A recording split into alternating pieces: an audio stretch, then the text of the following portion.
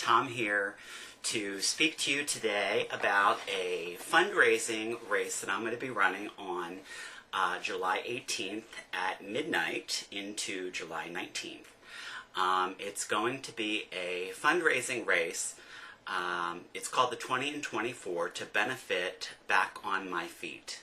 And before I tell you about the race, I'm going to roll a little clip here to tell you a little bit more about this organization, and then I'll be back in just a second to tell you about the race and how you can help if you'd like to by donating on my donation page. Thanks.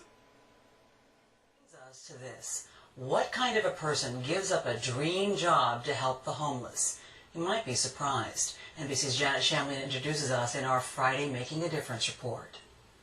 She was a flash of light in the pre-dawn darkness. Her daily run through Philadelphia's grittiest neighborhoods took her right past a shelter where troubled men without homes or hope would wave to her and smile. I just stopped and looked behind me, and I thought, what am I doing? Wow. I'm running by these guys for a reason. I really felt that way. Due to start her dream job in communications the next day, Ann Mala made a life-changing decision, and not just for herself.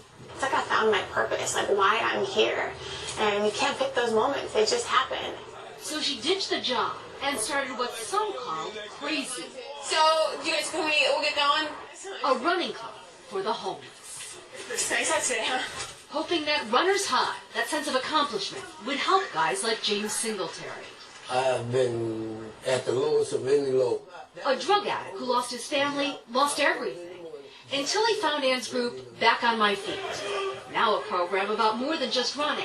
It's job training and life skills in almost a dozen Philadelphia shelters with 100 success stories, like James.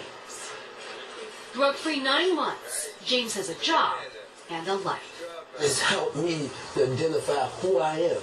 I'm James. Not James the drug addict, not James the mess up, but James the new person.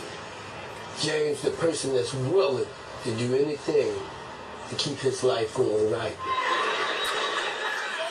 Right past the finish line of whatever he's done. Thanks to a woman helping others run from trouble. When you watch somebody realize the potential inside of them, there's nothing better than that. Janet Shamlian, NBC News, Philadelphia. What a heart. And we encourage you to keep sending us. As you can see, it's a great organization. I somewhat feel that running has helped me get back on my feet in some respects. So I love the concept, and I'm here to support it by running and donating myself. And I just ask that if you feel compelled, that you can check out the link that I'm going to put over here to the side to my active.com donations page for Back on My Feet. And just $1 or $2 would be great. But I'll take any generous donations as well for this worthwhile organization. Back on My Feet is the beneficiary of this 3-tier race that's going to be happening. Just to tell you a little bit more about the 24-hour race, there's a loop that goes around near the Art Museum in Philadelphia around the Schuylkill River. And the first race is 24 hours, and it's a relay challenge. And you can do one loop around, which is 8.4 miles, or you can do as many around as you want.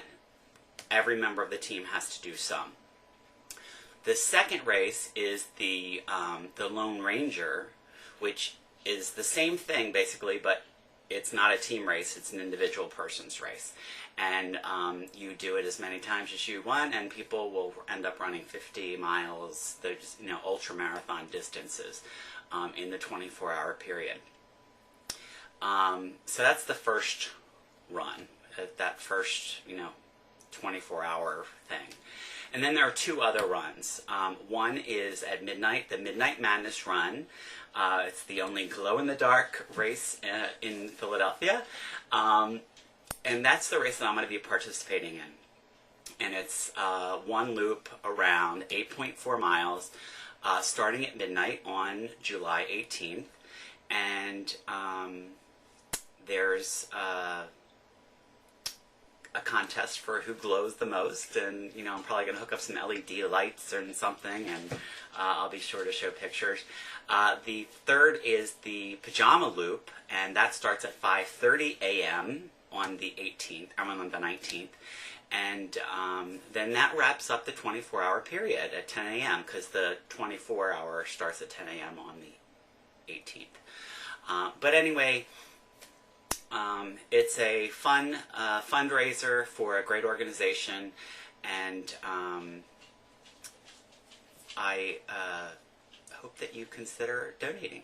So be sure to check out my donation link here on the sidebar, and it was great catching up with you all, and I'll talk to you soon. Thank you.